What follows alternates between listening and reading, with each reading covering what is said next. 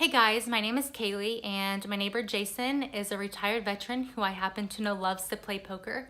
Jason is not big on social media, so I have created an Instagram and a Twitter page for him. So I don't think it will be hard to keep it a secret. Jason is so intelligent and really deserving of this opportunity to play in the Bahamas. I mean, Jason's license plates even say aces up and aces and eights. Again, he does not know that I am entering him in this blog contest. I teach high school. I teach juniors and seniors a life skills class. So I am going to tell him that they are learning about different people in the community who do careers that they never thought they would see themselves doing. So I cannot wait to see what happens. Sorry for the low quality video. I just recently came across this and I didn't want to miss the opportunity. And I know every little bit helps, so please subscribe, like, and follow all of our social media pages. I would really like to see this work out for him, so thank you. Okay, so I am outside of Jason's apartment and I'm gonna knock on the door to see if he has a few minutes to answer some of these questions.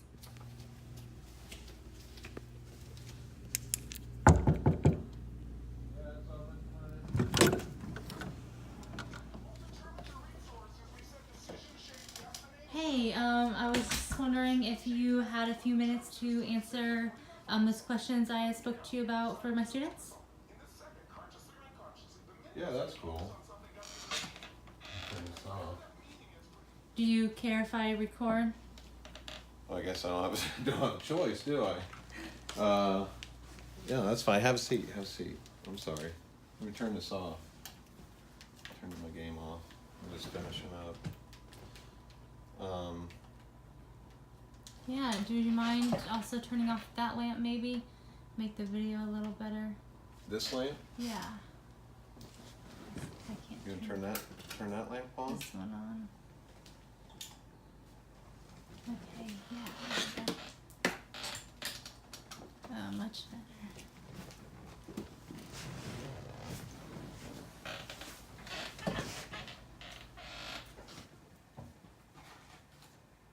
Awesome. Thank you for doing this. The kids will really like it and see a different side of the, see a different perspective. So I guess the first question I have is, how did you go from being in the Army to being a poker player? Wow. How long do you have? Well, just tell me a little bit about yourself. Probably a 2 to 3 minute highlight. 2-3 minute highlight. I would say I graduated high school here. Joined the Army the next day. The next day I was on a bus. The next day I was doing push-ups at Fort Sill. I did that for a couple years at a couple different Army bases, and got out of the Army. I wanted, they didn't pay overtime. I wanted a job that paid overtime. Came back here. I got a job at a factory. Worked the job, worked the overtime, hated the job, quit the job. So went, applied for a job at the sheriff's department here. Saw they had an ad in the paper. Came down. I just so happened when I dropped off my application, there was a guy there. He was on the hiring committee. We got to talking and got hired on the spot and started that night. I was there at the sheriff's department maybe like 8 years or so. Once I made detective, then they sent me to a bunch of classes, and these classes, they started to basically really intersect poker play. The poker boom was taking off in the early 2000s, and how to deal with like deceptive behavior. And I was taking these classes at the sheriff's department. Poker boom was taking off, and next thing you know, I was making more money playing poker part-time as a hobby than I was as a detective.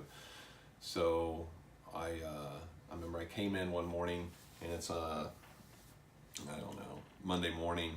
My buddy calls me, "Hey man, how was the poker this weekend? How'd you do?" And I'm like, "Oh, this is what happened, and this guy did this, and this guy did that, and so and so lost, and everything." And he's like, "All right, hey, what are you doing now?" And I'm like, well, now I got to get back to all my cases, so I better get going. And he was like, when are you going to quit that job? I said, what are you talking about? I can't quit my job. I got a family. I got a career. I'm a police officer. And so 20 minutes later, I typed up a letter of resignation and quit my job. Well, yeah, you definitely went on a limb there. Yeah. So are you still playing poker? And if so, how often do you play?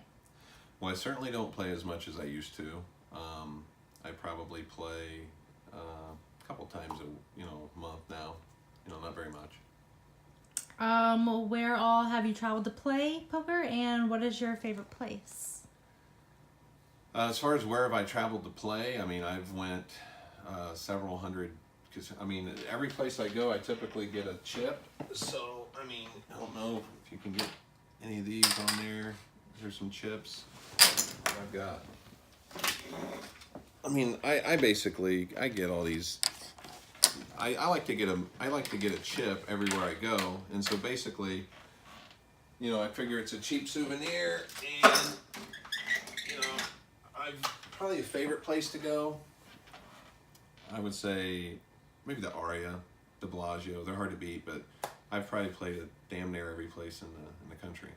I've heard a lot of great places in Las Vegas to play. So do you have any crazy poker stories you would like to share?